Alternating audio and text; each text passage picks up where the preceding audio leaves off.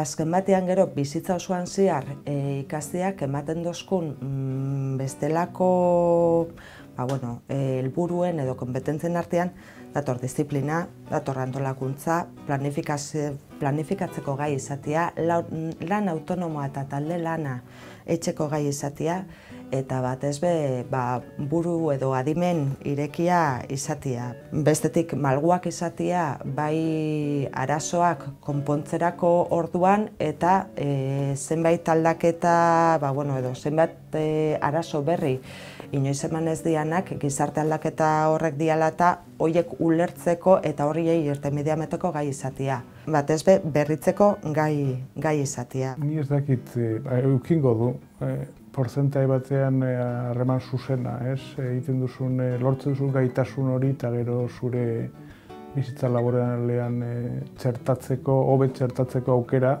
baina ez dakit hori izango den emaitz nagusia, zeren eta normalean horrelako hezkuntza arloan sartzen direnak badute beraien bizitza nagusia antolatuta neurri baten. Gauza berriak ikasten edo ikusten jardutiak ematen dizula malgutasun bat. Euskal zer etorriko zaizunen arabera adaptatzeko pixkat.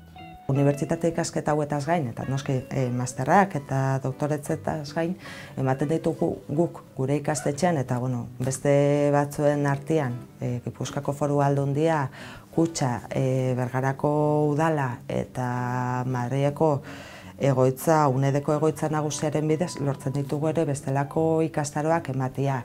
Ez daukatela zerikusirik ikasketekin psikomotorizitatea, geriatria, idazle eskola, osteopatia, eta horiek beti ere gure ezagupen horiek zabaltzen dituzte.